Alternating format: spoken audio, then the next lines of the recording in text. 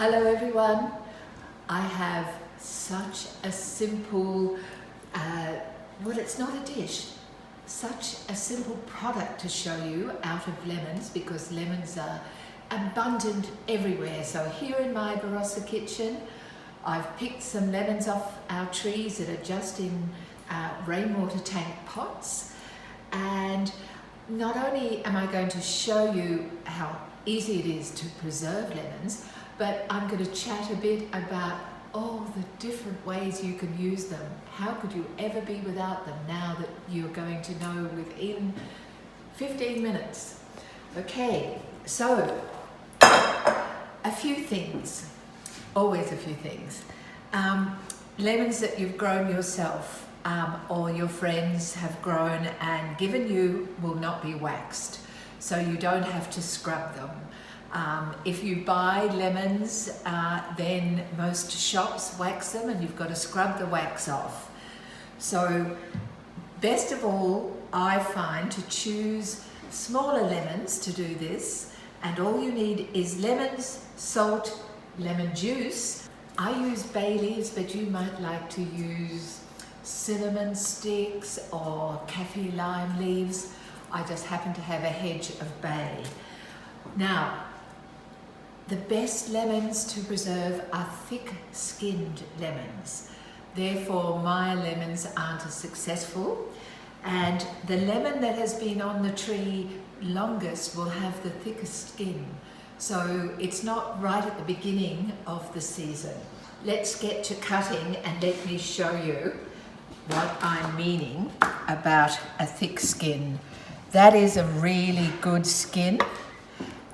We need quarters of lemons. If it were a really large lemon, we'd do it in eighths. But the very early lemons on the tree are not really the most fantastic lemons to do this.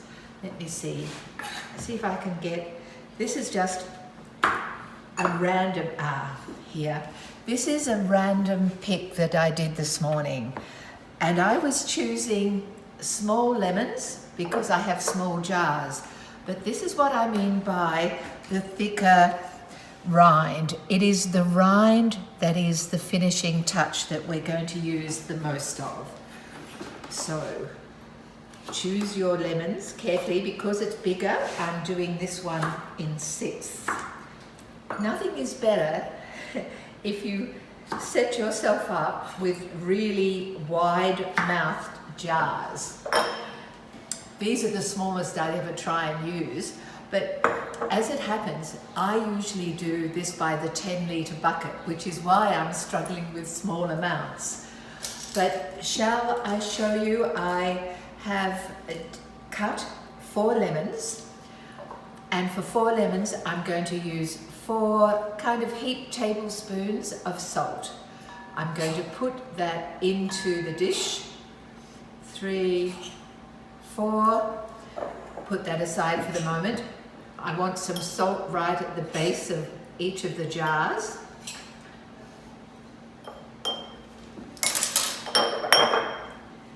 And I will now toss the lemons in the salt.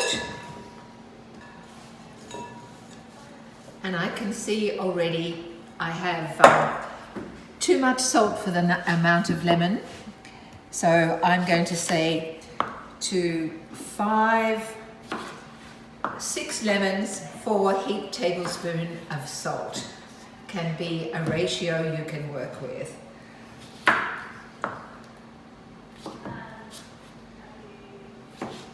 Okay, so I now have 6 lemons I have quartered. 4 large tablespoons of salt, so I guess that's about 25 grams, that's about 100 grams of salt. But it's just really well covered. Now, this is the only tricky part to this. Get ready. And that is, you need, I will just take the stem off, by the way. You want to get as much of the lemon juice out of the lemon and squeeze them down on top of each other, which is why squeezing as you go is going to be the best alternative, and why it's so much easier when you're doing it by the whole bucketful. Oopsie day. But really squeeze them down. Get as much juice as your hands will allow you to get out of them. And see, if you want to be fancy about this, you can also, as you put the quarters into the jars, you can arrange the slices of lemon with the skin on the outside, because they will be so much more attractive. And in fact, when you leave them in a pantry, and this will take a month, might even be 6 weeks before they are preserved, just the very look of them, a little like jewels. Okay, so I'm making a bit of a mess here, but what's cooking without making a mess? Whoops. Okay, really squeeze them down. A few more.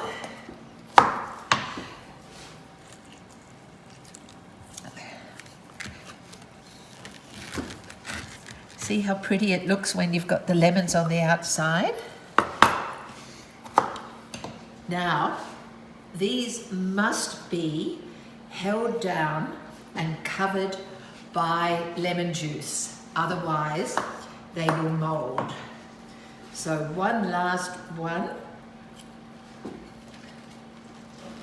Right, it's actually quite good because you don't want the quarters of lemon popping up, and here, because I've squeezed them down and I've got the last bits sitting under the rim, then I need to totally complete the method of making sure the lemon juice is covering right to the very last. Okay. Ooh, I forgot to put the bay leaf in. Oops, I'll slip this down the side. You'd do it much better because you'd be more organized than me. Ooh, right under. Sometimes it's a really good idea to be absolutely sure to put a bit more salt on the top.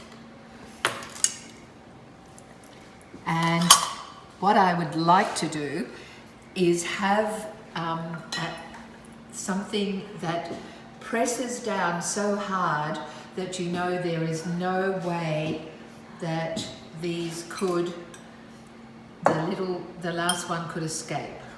Okay? Covered it is. Covered it is. That just sits for 4 to 6 weeks and you have preserved lemons. I'm going to keep on doing it while I talk to you. I'm going to do another lot, but I'm going to tell you a trick that my friend Stephanie Alexander taught me. And that is, if you're a little impatient, and who would that be, you have a chance of speeding up the process by perhaps being ready in a week or so, perhaps 2 weeks, if when you quarter your lemons, you put them in a bag in the freezer for about 4 hours. Now, don't leave them overnight. And the idea of doing that is when you take them out again, it has softened the skin. And of course, it's the salt and the lemon juice getting into the skin that gives you your preserved lemon. So just keep that aside. I rather like the process of doing them and having them on a shelf in jars and being able to see and anticipate their coming. Now, as I just do the others, I'm going to tell you why it's worth doing these preserved lemons. There are so many ways of using them. It is quite amazing. Preserved lemon butter. I make a preserved lemon and caper butter that I might put under the skin of the breast of chook.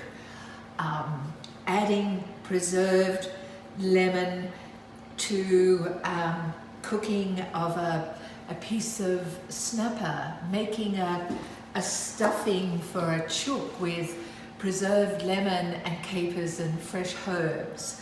A leg of lamb with preserved lemons is fantastic.